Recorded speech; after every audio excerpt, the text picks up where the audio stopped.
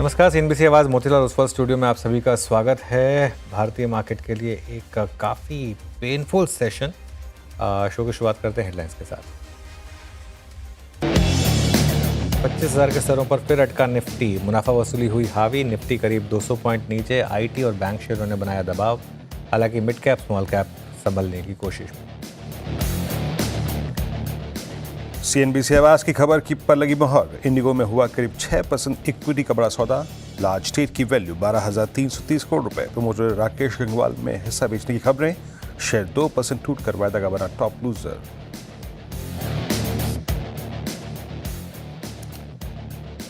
Defence शेयरों में फिर लौटा जोश। निफ्टी डिफेंस इंडेक्स 1.5% मजबूत। भारत डायनामिक्स करीब 4% चढ़कर रिकॉर्ड ऊंचाई पर पहुंचा। हैल, मजगांव डॉक और कोचिन शिपयार्ड भी 4% तक दौड़े। और आज के बिग स्टॉक्स पड़े सटीक। महाराष्ट्र सरकार के ऑर्डर कैंसिल होने के बाद ओलेक्ट्रा ग्रीन टेक करीब 6% टूटा। उधर दूसरा बिग स्टॉक अरविंदो फार्मा खराब खबर में भी करीब 2% ऊपर।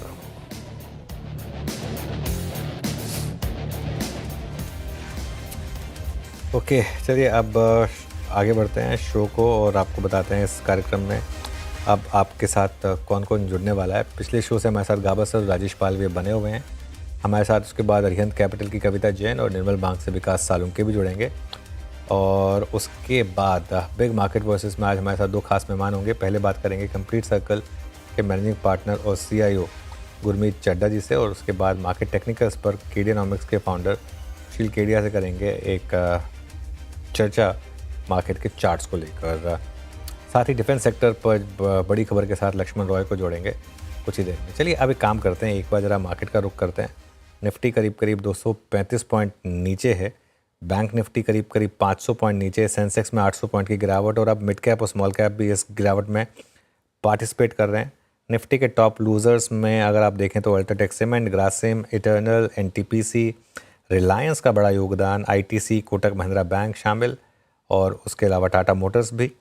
गेनर्स में कोई भी नहीं है, सिर्फ BEL है, उसके अलावा और कुछ नहीं। और अगर आप F&O स्टॉक्स देखें तो एक दो स्टॉक्स हैं जहाँ मोमेंटम है, जैसे कि दीपक नाइट्राइट, हिंदुस्तान एरोनॉटिक्स और अरबिंदो फार्मा। अदरवाइज़ यहाँ भी काफ़ी वीकनेस है। एक काम करते हैं, ब्यूरो के पास जाएं। इससे पहले आज एक बड़ी खबर जो आ रही है डिफेंस सेक्टर पर।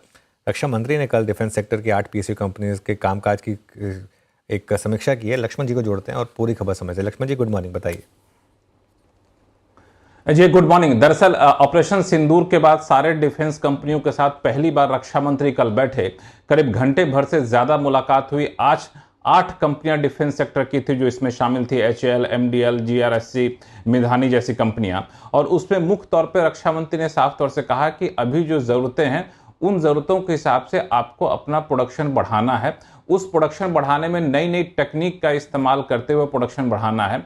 डिफेंस सेक्टर की सरकारी कंपनियों को कहा कि आपको रिसर्च एंड डेवलपमेंट पे खास फोकस करना है। जो नई जरूरतें हैं उसके हिसाब से प्रोडक्शन को आपको बढ़ाना है।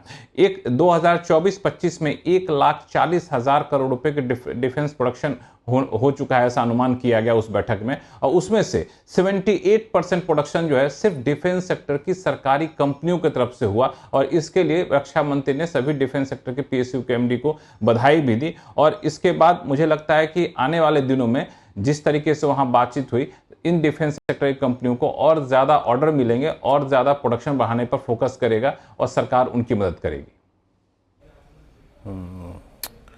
चलिए, अच्छा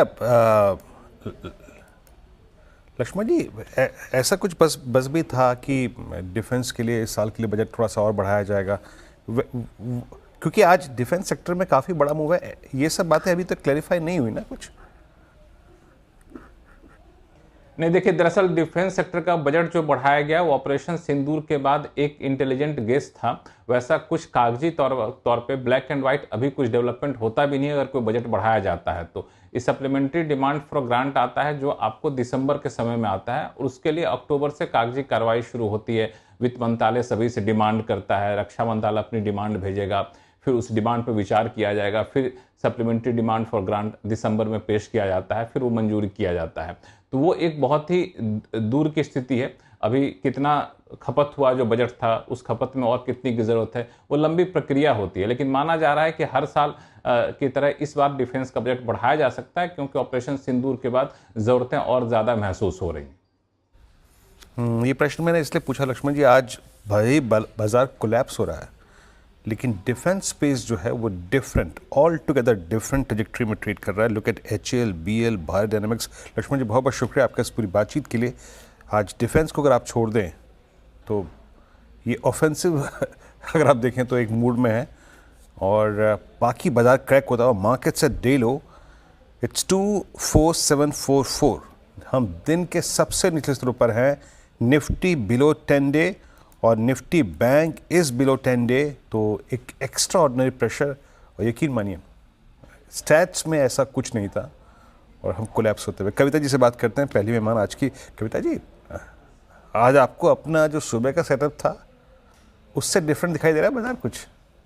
it's difficult to take a call at right now, कुछ मुश्किल लग रहा है? एग्जैक्टली।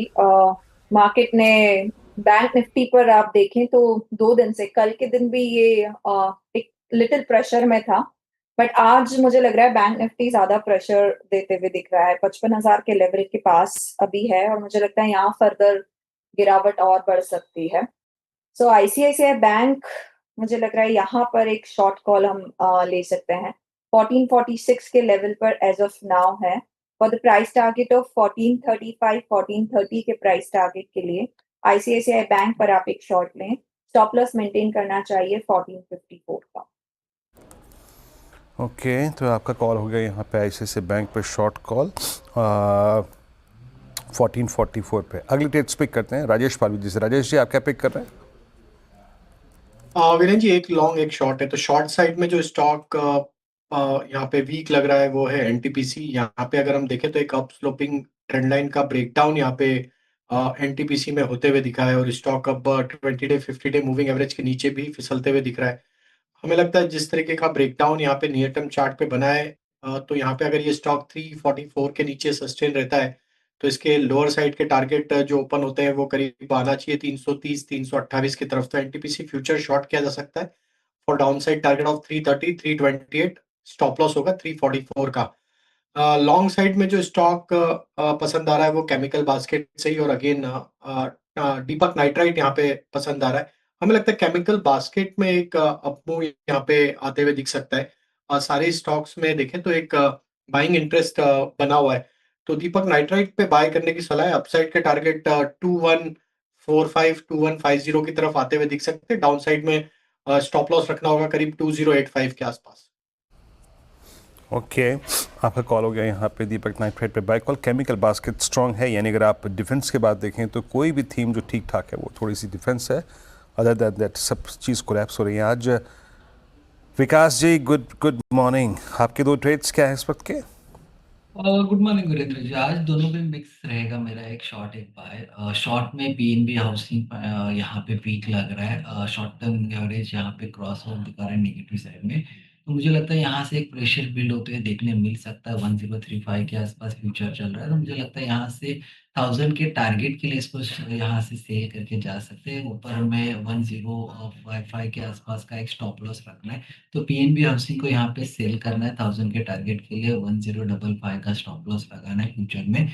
दूसरा रहेगा केमिकल सेक्टर से ही टाटा केम यहाँ पे स्ट्रॉन्ग देखने मिल रहा है डेली चार्ट पे भी। और यहाँ से मुझे लगता है वापस ये 792 के टारगेट के लिए इसको बाय किया जा सकता है। नीचे में 760 का एक इम्पोर्टेंट सपोर्ट बन चुका है, तो 760 के स्टॉप लॉस से इसमें बाइंग पोजीशन बनाई जा सकती है 792 के टारगेट। ओके, चलिए अब चलते हैं गाबा सर के पास। गाबा सर, गुड मॉर्निंग। आपकी 2 ट्रेड्स? आई थिंक मुझे जो शॉर्ट लगता है वो है डालमिया भारत। 2032 पर ट्रेड कर रहा है। स्टॉप होगा टारगेट 2050, करीब 18 रुपए का। लोअर लेवल 2000 के पॉसिबल। उसके बाद जो वीक स्टॉक लगता है वो है इटर्नल। यहाँ पर 223 के आसपास ट्रेड कर रहा है। मेरे ख्याल से 225 का स्टॉप लगाना चाहिए, सिर्फ 2 रुपए का। नियर टर्म टारगेट करीब 220 से 218 पॉसिबल है इटर्नल। इटर्नल में सेल ट्रेड इस समय एक बार ज़रा लेकर आइए। इटर्नल काफ़ी वीकनेस बढ़ रही है इसमें पिछले 2-3 दिनों में, तो यहाँ पर एक आपको सेल ट्रेड आती हुई। चलिए अब एक दो स्टॉक्स और देख लेते हैं, उसके बाद हमारे मेहमान नेक्स्ट मेहमान है वो जुड़ने वाले हैं शो में। एक बार आप लेकर आइए स्टॉक चंबल फर्टिलाइजर्स का। बैन में है ये, लेकिन फिर भी यहाँ पर मोमेंटम अच्छा है, तो ये थोड़ा सा स्टॉक रेडार पर आया मेरे। और एक और स्टॉक रेडार पर आ रहा है चोलामंडलम, एफ का स्टॉक है चोला। यहाँ पर भी एक अच्छा मूव आपको दिखाई देगा। ये स्टॉक भी डे हाई पर। और पीआई इंडस्ट्रीज़ लेकर आइए एक बार जरा। पीआई इंडस्ट्रीज़ ये स्टॉक भी आपको ग्रीन में दिखाई देगा। Kavita ji good morning. Kavita ji, pi industries track किया है क्या आपने? आज अच्छा मोमेंटम है यहाँ पर। या गुड मॉर्निंग अनुज जी। सो पीआई इंडस्ट्री ऊपर में इसे एक रेजिस्टेंस है एज ऑफ नाउ 3714 के लेवल पर। तो करंट पोजीशन अगर किसी ने ऑलरेडी पोजीशन ली है तो मुझे लगता है बने रह सकते हैं अपनी पोजीशन में 3680 के स्टॉप लॉस के साथ। अपसाइड मोमेंटम पॉसिबल है 3738 3751 के लेवल के लिए। तो स्टॉप लॉस मेंटेन करें 3680 का और अपनी पोजीशन में बने रह सकते हैं। ये है पीआई इंडस्ट्रीज पे व्यू। और केमिकल में अच्छे मूव नज़र आ रहे हैं। मैक्रोटेक 1.25% ऊपर, हेडिंग टुवर्ड्स डे हाई 1462। इसकी प्लेसमेंट कल भी अच्छी थी और ये लगभग मोटा मोटी आप समझ सकते हैं कि ये साल भर की एक स्लोपिंग डाउन चैनल से बहुत अच्छी तरीके से बाइसेक करता हुआ निकलता हुआ उस पर। राजेश पालवी जी, आपका व्यू क्या है 1461 पे मैक्रोटेक पे डे हाई पर आके ट्रेड करता हुआ? तो रियल एस्टेट स्पेस में जरूर एक बाइंग का रुझान कंटिन्यू होते हुए दिख रहा है। और यहाँ पे मैक्रोटेक डेवलपर लोढ़ा को अगर हम देखें तो यहाँ पे एक कंटिन्यूटी बनी हुई series of higher top higher bottom formation यहाँ पे देखने को मिले स्टॉक में। और एक कंटिन्यूस लिए अगर हम देखें तो वीकली चार्ट पे एक अप स्लोपिंग चैनल में ही ट्रेवल कर रहा है। जब तक ये स्टॉक 1440 1435 के ऊपर बना हुआ है, हमें लगता है पॉसिबिलिटी है कि स्टॉक का ये रैली टुवर्ड्स 1490 1510 की तरफ बढ़ता हुआ दिखे। तो यहाँ पे व्यू बुलिश ही है, बाय ही रखना है ये स्टॉक को। और हमें लगता है कि ये टुवर्ड्स एक्सपायरी ये स्टॉक में 1500 की तरफ अप मूव कंटिन्यू होते हुए दिख सकता है।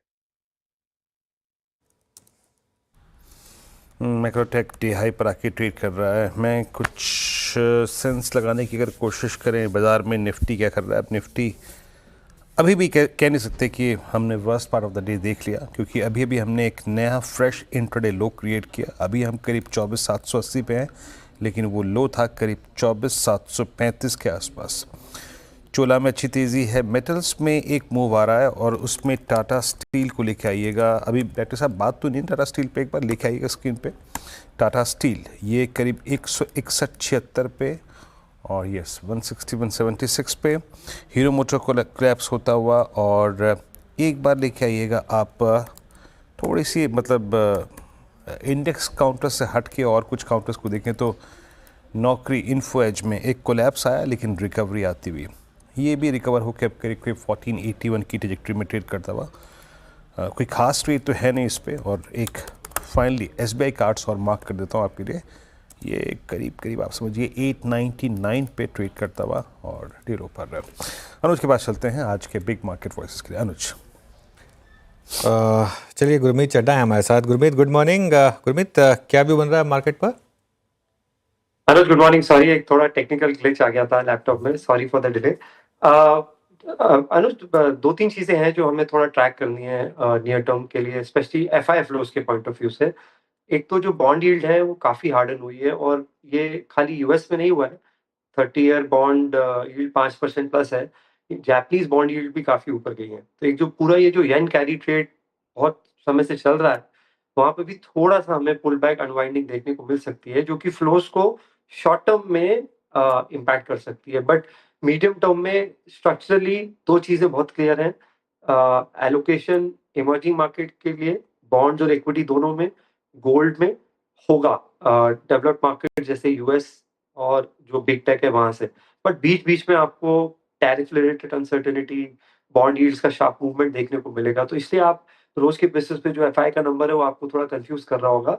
सेकंड, हमें ऐसा लगता है कि थोड़ा सा अर्निंग पिक्चर और बेटर होने की जरूरत है अगर निफ्टी को 25,000 के ऊपर जाना है और डिसाइसिवली जाना है।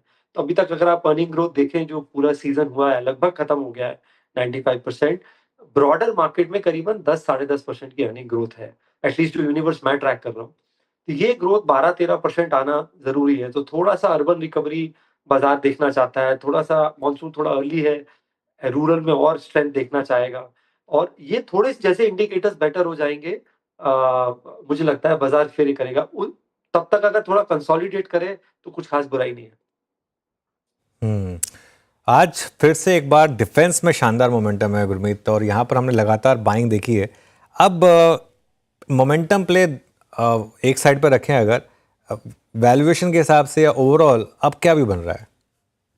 अनुज, वैल्यूएशंस डेफिनिटली स्ट्रेच हो गए हैं और हो सकता है कि यहाँ से नियर टर्म रिटर्न 6 महीने 12 महीने का थोड़ा-सा सॉफ्ट रहे। डिसअपॉइंट भी कर सकता है क्योंकि काफ़ी सारी अच्छी न्यूज़ प्राइस में है। आप देखिए बहुत सारे शेयर्स जैसे सोलार इंडस्ट्रीज़ हो, लगभग फ़रवरी लो से डबल हो गया है। आप एचएएल देखिए, भारत इलेक्ट्रॉनिक्स देखिए 50 से 70% मूवमेंट, डेटा पैटर्न में बहुत स्ट्रॉन्ग मूवमेंट आया है। ज़ेन टेक्नोलॉजी 40-50% ऊपर है 11-1200 के लेवल से 1800-1900 लेवल पे, तो अक्रॉस द वो आया है। अब इसके नियर टर्म शायद थोड़े इम्प्लीकेशंस वैल्यूएशन वाइज़ स्ट्रेस्ड हैं, पर थोड़ा अगर आप लंबा व्यू लेंगे तो ये बाय ऑन डिप स्पेस है। आप देखिए कल जो नाटो के प्रेसिडेंट हैं, उन्होंने सारे अलायंस को बोला है कि 5% जीडीपी का आप डिफेंस स्पेंडिंग करिए। लास्ट ईयर इन्होंने 2% किया है जीडीपी का। अगर आप ईयू देखें तो $20 ट्रिलियन की इकोनॉमी है। तो अगर 5% स्पेंड होता है, तो हम $1 ट्रिलियन डिफेंस स्पेंडिंग की बात कर रहे हैं ईयू में, और ईयू एकदम स्लंबर में रहा है। उन्होंने कुछ खास डिफेंस स्पेंडिंग की है लास्ट 6 महीने के अलावा, साल के अलावा, जब से रशिया यूक्रेन वॉर हुआ है। तो ये एक बहुत बड़ा एक्सपेंडिचर है। ग्लोबल मिलिट्री एक्सपेंडिचर लगभग 2.7-2.8 ट्रिलियन डॉलर है। और यहाँ पे अगर 15% की ग्रोथ आती है, तो आप बहुत हाई डिफेंस स्पेंडिंग की बात कर रहे हैं। तो मुझे लगता है कि इंडिया में एक्सपोर्ट स्पेस सरप्राइज करेगी। एक तो गवर्नमेंट का भी इमरजेंसी परचेज होना है 40,000 करोड़ का, उस वजह से स्टॉक्स में मोमेंटम है। सेकंड ट्रिगर प्रोजेक्ट कुशा है, आपको लेवल 2 लेवल 3 थोड़ा जाना पड़ेगा। प्रोजेक्ट कुशा उन्होंने जो है वो S-400 और आकाश का बेटर वर्जन बनाना चाहते हैं, अगर 2 वे 3 वे अटैक हो इंडिया पे, अगर ड्रोन्स और मिसाइल से। तो ये लगभग 40,000 करोड़ का प्रोजेक्ट है। तो इसमें बहुत सारे बेनिफिशियरीज होंगे, भारत इलेक्ट्रॉनिक्स होगा, बहुत सारी कंपनीज होंगी। तो थोड़ा-सा लेवल 2 जाने की ज़रूरत है। हमारे पोर्टफोलियो में हमारे पास सोलार है, एचएएल है, भारत इलेक्ट्रॉनिक्स और ज़ेन है। हम शुरू से डिफेंस पे ओवरवेट रहे हैं। थोड़ा हमें हमें परेशानी भी हुई थी जब करेक्शन हुआ था, बट वो पार्ट एंड पार्सल है मार्केट का।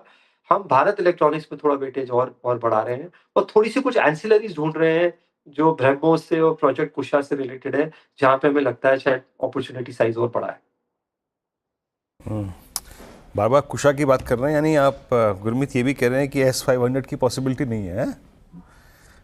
नहीं, मुझे लगता है कि क्योंकि बाजार में न्यूज़ के पहले प्राइसेस बढ़ जाते हैं और काफ़ी तेज़ मोमेंटम आया है। तो मुझे ऐसा लगता है कि नियर टर्म में थोड़ा-सा केयरफुल रहना चाहिए, कैरिड अवे नहीं होना चाहिए। वो गलती मत करिए जो आपने डिफेंस फंड और ये सब सब्सक्राइब करने में करी थी लास्ट ईयर।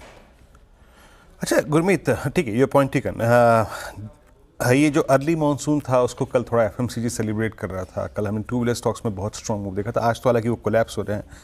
आपका टू व्हीलर स्पेस पे व्यू क्या है, स्पेशली जिस प्रकार का डैमेज अक्टूबर से लेकर अप्रैल के बीच में हुआ था, अब थोड़ी सी स्टेबिलिटी इनकाउंटर्स में आ रही है।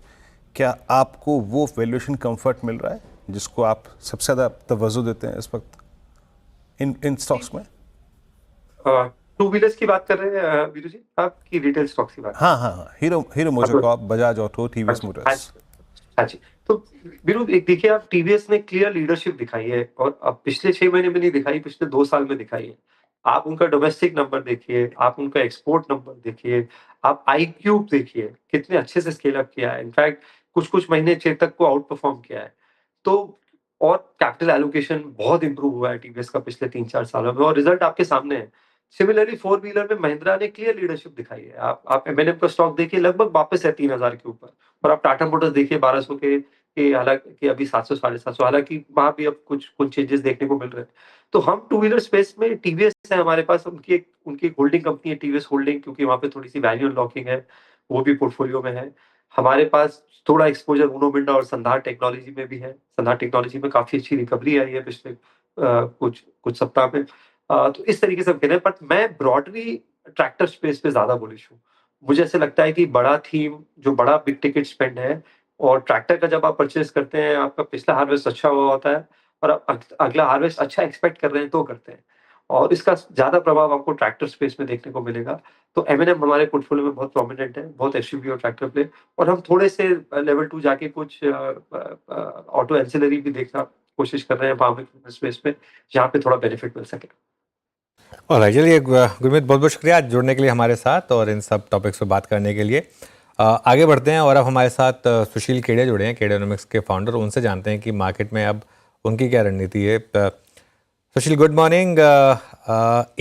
25,000 पर 5 बार आए और 5 बार रिजेक्शन, क्या कह रहा है इंडेक्स का चार्ट? देखिए, पीसीआर से अनुरोध है मेरे स्क्रीन को शेयर करें और चार्ट को डिस्प्ले करें। निफ्टी फ्यूचर्स की चार्ट जो स्क्रीन पर अगर आपके दिख रही है, ये देखिए 2 लाल लकीरों के बीच में एक ट्रायंगुलर पैटर्न बन रहा है। जिस दिन भी ये ट्रायंगल टूट के नीचे की तरफ चलेगा, उस दिन हम शॉर्ट होंगे। और जब तक ये नहीं होता है, एक और रीटेस्ट अपर लाइन का 25,500 तक रूल आउट नहीं किया जा सकता है। क्या पता नीचे का ब्रेकआउट आज आ जाएगा, या हो सकता है 2-4 दिन हमें और झटका ले। तो 25,500 भी तक की गणना ये है। 25,500 से ज्यादा की तेजी संभव नहीं लगती है। और अगले फॉल में हम पिछली बार वाला जो लो बना था 21,900 का, उसके भी नीचे चले जाएं, क्या पता 21,300 तक। तो 25,500 से लेके 21,300 की रेंज है, और जब तक ब्रेकडाउन नहीं आ जाता है इस लाइन का, हम शॉर्ट सेलिंग स्टार्ट नहीं करेंगे। ओके, चलिए, तो ये इस समय निफ्टी पर रिव्यू। सेक्टर स्पेसिफिक अब क्या व्यू बन रहा है? कहां पर आप सबसे ज्यादा बुलिश हैं, कहां पर आप सबसे ज्यादा बेरिश हैं? चलिए एक और चार्ट देखते हैं। बैंक निफ्टी की भी चार्ट दिखा दीजिए पीसीआर कृपया। बैंक निफ्टी में देखिए इतना तेजी का हाहाकार, हाय तेजी, इतनी तेजी, कितनी तेजी। भाई साहब, 22 अप्रैल को जो बैंक निफ्टी का 55,600 का भाव आया, वो भाव अभी तक 1 महीने से ऊपर हो गया, दोबारा नहीं आया। तो सबसे बड़ी कमजोरी, जब निफ्टी इतना भाग रही है उसके बावजूद बैंक निफ्टी हाँफ रही है, तो सबसे बड़ी कमजोरी लार्ज कैप्स में जो हमारे फर्स्ट कैंडिडेट्स होंगे शॉर्ट सेलिंग के, वो होंगे private sector banks, ICICI, HDFC, axis, आपके इंडसइंड बैंक, सारे के सारे प्राइवेट सेक्टर बैंक्स। तो सेक्टर स्पेसिफिक में एक तो प्राइवेट सेक्टर बैंक्स को हम शॉर्ट करने के लिए वेट कर रहे हैं। क्या पता अगर बैंक निफ्टी ने आज का लो तोड़ दिया तो शॉर्ट सेलिंग आज ही ट्रिगर हो जाएगी, स्टॉप लॉस लगेंगे। सेकंड बात, मैं पास्ट में भी कह चुका हूं, पीएसयू बैंक्स को शॉर्ट नहीं करेंगे। इसका मतलब ये नहीं है कि वो भी 10-12% नहीं घट सकते हैं, पर जब भी ये निफ्टी का करेक्शन कंप्लीट हो जाएगा, क्या पता निफ्टी नया लो बनाए, क्या पता 1000 पॉइंट ऊपर से घूम जाए। अगली चाल जो है निफ्टी के मेंटेन कर रहे हैं, 32,000 तक निफ्टी जाएगी, क्या पता दिसंबर तक, क्या पता अगले साल मार्च तक, और उसमें सुपरलेटिव परफॉर्मेंस देंगे पीएसयू बैंक्स, इसलिए हम उन्हें शॉर्ट नहीं करेंगे। ये पंजाब नेशनल बैंक 180 का भाव हो जाए और ये आईडीबीआई 60-70-80% कमाई हो जाएगी, दुनिया भर के पीएसयू बैंक ऐसे जिसमें डबल हो जाएगा भाव, तो हम पीएसयू बैंक्स को शॉर्ट नहीं करेंगे। हो गई बैंकों की बात। सारे एनबीएफसी शॉर्ट है, और अगर ये निफ्टी का ड्रॉप बड़ा आता है तो उसमें लीड करेगा इसको Bajaj finance, Bajaj Finserv, HDFC life, SBI life, जिसमें हम तेजी में थे कि भाई इंश्योरेंस के स्टॉक्स को नहीं बेचेंगे। एलआईसी भी एक तगड़ा बॉटम बना रहा है, वो बात बन नहीं पाई एलआईसी की भी चार्ट में। तो तीनों लार्ज इंश्योरेंस के स्टॉक्स को भी बेचने में और शॉर्ट करने में मेरे को परहेज नहीं है। एसबीआई कार्ड से भी हम निकल गए। तो एक्सेप्ट फॉर पीएसयू बैंक्स, मोर और लेस सारा फाइनेंशियल स्पेस निफ्टी के डाउनसाइड को लीड कर सकता है, ये मेरा भय है। जब पैन आउट करेगा तब हम देखेंगे। ऑटोस में अगर हम आ जाएं, टू व्हीलर के स्टॉक्स को हम लॉन्ग पोजीशन को छोड़ेंगे नहीं, घर में डिलीवरी को छोड़ेंगे नहीं। ये अगली तेजी जब भी बनेगी, बजाज ऑटो, हीरो मोटो को आप हो सकता है डबल भी हो जाए। तो बाकी निफ्टी के साथ अगर 8-10% घटेंगे तो हर चीज में ट्रेडिंग पॉसिबल नहीं है, कुछ तो डिलीवरी का काम करना पड़ेगा। 4 व्हीलर स्पेस में हो सकता है अशोक लेलैंड बेचते तो बेचते, बाकी ये मारुति और टाटा मोटर्स के साथ भी हम ये होशियारी नहीं करेंगे शॉर्ट वॉट करने की, इनको डिप में नीचे लेना है। मैं अगले सेक्टर पे अगर आ जाता हूं, आपके एफएमसीजी के स्टॉक्स, टाटा कंज्यूमर में कोई टेक प्रॉफिट कर ले और शायद 200 रुपया नीचे मिल गया वापस तो मिल गया। बाकी के जितने भी एफएमसीजी के स्टॉक्स से फियर के एटमॉस्फेयर में सेफ्टी नेट हो जाता है इनमें, और चार्ट्स वो दिखा रही है। कोई भी हल्का फुल्का भी डिप आएगा तो हम लेंगे। लीवर की, एशियन पेंट्स की ट्रेडिंग करना पॉसिबल नहीं है। हो सकता है क्या पता हम थोड़ी बहुत आईटीसी में ट्रेडिंग कर ले, एक अंतिम डिप आ जाए 380-85 का, अगली तेजी में वो भी लगता है 550-600 का भाव हो जाएगा। तो शॉर्ट सेलिंग बहुत ही सिलेक्टिव स्टॉक्स में अनुज करनी है, क्योंकि अगर ये मार्केट पैन आउट हो भी जाता है एक और नया लो बनाने में, तो जो पिछले साल सितंबर से करेक्शन स्टार्ट हुआ उसका अंतिम चरण होगा। अंतिम चरण में आदमी उल्टा फंस सकता है। बहुत सोचे समझे गिनती के स्टॉक्स ही शॉर्ट करने के होते हैं। कुछ पेन को तेजी का सौदा बना के एब्जॉर्ब भी करना पड़ता है। 100% की चाल बाद में मिलेगी और आपको परफेक्ट भाव पे बजाज ऑटो मिल जाएगा, इतनी कृपा किसी पे नहीं होती है। तो ज्यादातर स्टॉक्स को अगले घटावड़े में लेने का ही है। अब चाहे वो डिफेंस के स्टॉक्स में हमने खूब तेजी का दांव लगाया 22,000 की निफ्टी पे, आज सारे के सारे डिफेंस के स्टॉक्स की चार्ट बिल्कुल तैयार है कि मुनाफा लो, टेबल पे से हट जाओ। इन स्टॉक्स को शॉर्ट नहीं कर सकते। 10, 20, 25% भी अगर घट जाएंगे, इनको शॉर्ट करके कभी भी उल्टा पड़ सकता है सौदा, तो उनको डिप में लेंगे। अच्छा सुशील जी, वो बीएससी की कॉल इंटैक्ट है ना? मतलब वो अब देखिए, वो बोनस एडजस्ट हो गया है तो वो प्राइस जो है नहीं वो नहीं, मैंने तो वो आपको आप एक बार भी कहा था कि ये बोनस से भाव घट जाएगा वाला कॉल नहीं है भाई। 7,500 का 2,500 हो गया। अब यहां से जब 1200 का भाव आएगा तब हमारा कॉल वर्कआउट होगा ना कि आधा हो गया। क्या पता 1200 के भी नीचे चला जाए, उसको टुकड़े टुकड़े में खेलेंगे। 1200 तक की संभावना है और हमारे को पूरी आजादी है कि कहीं चार्ट अगर पलट गई और 1200 तक जाए बिना 1600 में 1700 में कहीं पे भी घूम जाएगा तो हमें घूमना पड़ेगा। पर 1200 तक की गुंजाइश है, स्कोप है, ये मान करके शॉर्ट करके बैठे। ओके। अच्छा, अब एक और स्पेस जहां शानदार मोमेंटम रहा है वो है डिफेंस, और डिफेंस पर आप बुलिश भी रहे हैं। मैसिव मूव्स, एक एक महीने में 30-30% के रिटर्न्स, यहाँ पर अब क्या व्यू रहेगा आपका?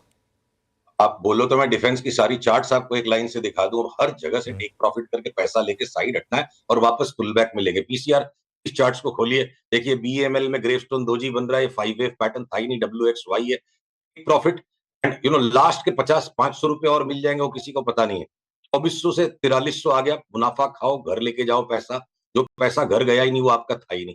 भारत डायनामिक्स में जो चाल आई है, ये इरेगुलर बी वेव है। कोई आश्चर्य नहीं होगा कि स्टॉक, अगर कह नहीं रहा हूं कि आधा हो जाएगा, पर आधा हो सकता है। वो खतरा बना हुआ है, शॉर्ट नहीं करेंगे इसको, मुनाफा टेबल पे से उठाइए। भारत इलेक्ट्रॉनिक्स सेम तरीके से आप देखोगे चार्ट, इतनी ज्यादा जो सुपरलेटिव मूव दे चुकी है, अगर वापस 250 रुपए आ जाएगा तो क्या करेंगे? बुल मार्केट पैटर्न नहीं है, मैसिव रैली बनी इसमें। भारत फोर्ज एक ऐसी चार्ट है जिसने इस तरह की तेजी नहीं बनाई जो बाकी स्टॉक्स में बनी है। इसकी लेन को हम नहीं बेचेंगे, ये एक एक्सेप्शन है। ये लॉन्ग पोजीशन हम मेंटेन करेंगे डिलीवरी की।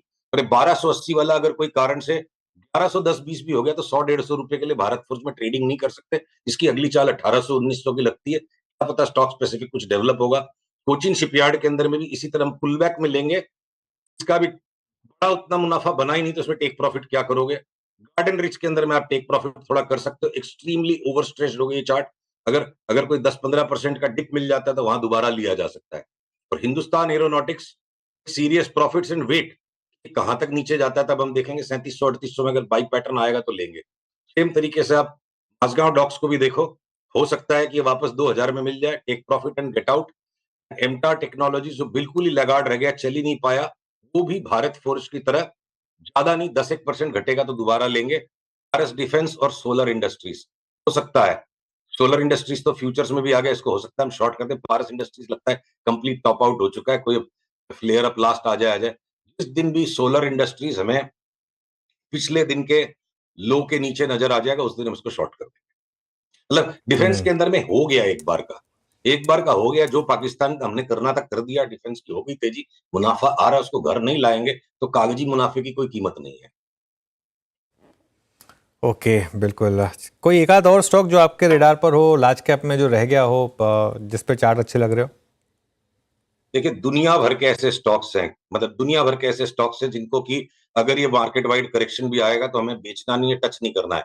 एक तरफ हम बीएसई में शॉर्ट है पर सीडीएसएल के 100 शेयर बेचेंगे नहीं। कंटेनर कॉर्पोरेशन कोल इंडिया लिमिटेड 10% भी घट जाएगा परवाह नहीं, नीचे लेंगे। हम भेल, Biocon, CAMS, bank of Baroda, Bajaj auto, Ambuja cement, ACC, coal India limited, Crompton Greaves, Voltas, आपके Hindustan lever, LIC housing finance, LTF and Mphasis, ये हम 100 शेयर बेचेंगे नहीं, छोड़ेंगे नहीं इनको। एनटीपीसी, एचयूएल, नेस्ले, केईआई, ये सारे शेयर्स, इंद्रप्रस्थ गैस, इनको हम पकड़ के रखेंगे, छोड़ेंगे नहीं। और घटेंगे कोई तो हम और ले लेंगे। PD light, Petronet LNG, page industries, granules, Godrej consumer, federal bank, Exide industries, Zomato, जिसमें हम रॉन्ग हो चुके हैं, जोमेटो नहीं बेचेंगे, पकड़ के रखेंगे। साइंट, सिंजेन, ये शेयर्स कोई ट्रेडिंग करने के शेयर्स नहीं है, बहुत बड़ी चाल है इनमें आगे। और 5-10% के करेक्शन के लिए निफ्टी अगर 15-17% घटेगी, ये स्टॉक्स 8-10% घटेंगे, उससे ज्यादा का घटावड़ा नहीं लगता है। तो आप जीरो पोजीशन करके कंप्लीटली शॉर्ट तो कोई नहीं हो सकता है। चलिए सुशील जी, बहुत बहुत शुक्रिया। अगले मंगलवार को फिर करेंगे आपसे बातचीत, इस शो को यहीं समेटेंगे और ब्रेक के बाद कंचन और श्रेया आपके लिए लेकर आएंगे ट्रेडर्स हॉटलाइन।